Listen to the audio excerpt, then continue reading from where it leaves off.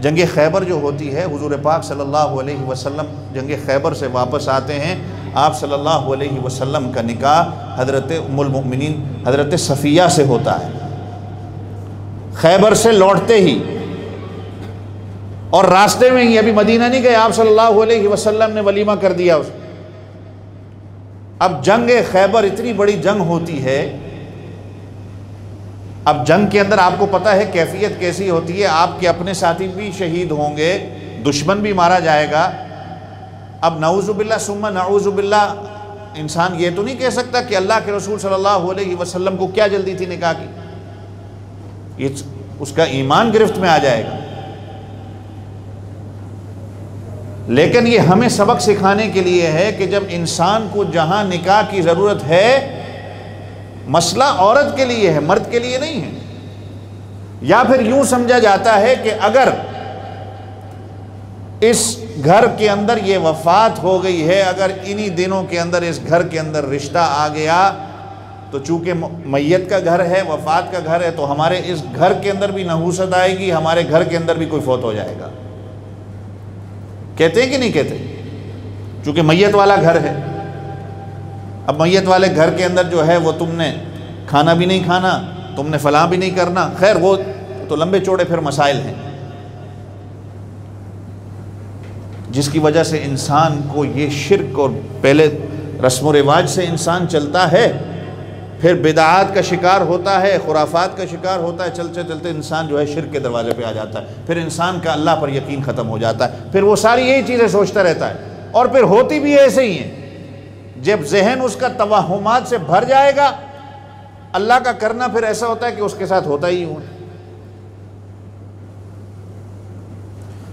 آپ صلی اللہ علیہ وسلم کی حدیث مبارکہ ہے کہ آپ صلی اللہ علیہ وسلم نے فرمایا 70,000 لوگوں کو اللہ جنت کا فیصلہ ان کے لیے یقینی ہے، ان میں سے 70,000، بعض محدثین نے کہا کہ وہ 70,000 ہوں گے، بعض نے کہا ہے کہ وہ ان کے تعداد بتانے کے لیے نہیں، صرف ایک زیادہ لوگوں کی تعداد، یعنی جس طرح بعض اوقات ہم لوگ دیکھتے ہیں باہر کتنے ہیں، کہ باہر لوگوں کا مجمع تھا، ہم کہہ دیتے ہیں کہ 1000 تھا، 500 تھا، ایک نمبر بتانے کے لیے، یا بعض محدثین نے کہا ہے کہ واقعی 70,000 ہوں گے، اور بعض نے کہا ہے کہ ایک ایک بندہ اپنے ساتھ 70,000 کو لے کے جا سکے گا، بلا حساب و کتاب اللہ ان کو جنت دیں گے۔ وہ 4 قسم کے لوگ ہوں گے، ان میں سے سب سے پہلا یہ کہ حضور پاک صلی اللہ علیہ وسلم نے فرمایا کہ وہ داغ نہیں لگائیں گے۔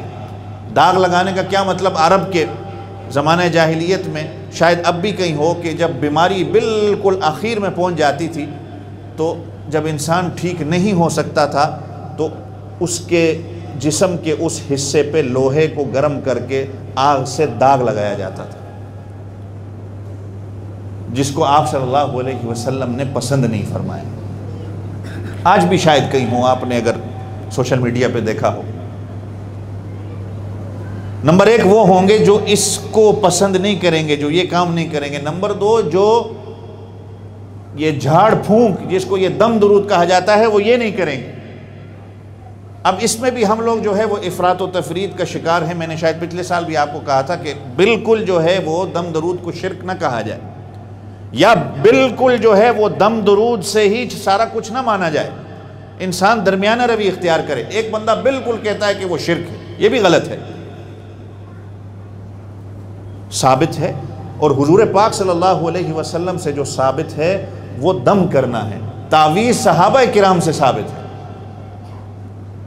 اس لیے کہ میں اور آپ اکثر و بیشتر جو ہے وہ یہ قرآن کے جو الفاظ ہیں وہ آپ ادا نہیں کر سکتے اپنی زبان سے۔ ہماری زبانیں چونکہ ایسی ہیں، نہ ہم نے بچپن میں کبھی قرآن صحیح معنوں میں اگر پڑھا ہو، تو پھر ہماری زبانوں سے الفاظ جو نکلتے ہیں وہ شاید اس کا ترجمہ ہی کچھ اور ہو جائے۔ حضرت یہ لفظ ہوتا ہے شفا، اللہ آپ کو کیا شفا دے۔ آپ میں سے اکثر و بیشتر کیا کہتے ہیں؟ شفا کہتے ہیں نا، اللہ شفا۔ یہ شفا کا معنی موت ہے، وَكُنْتُمْ عَلَى شَفَا حُفْرَةٍ۔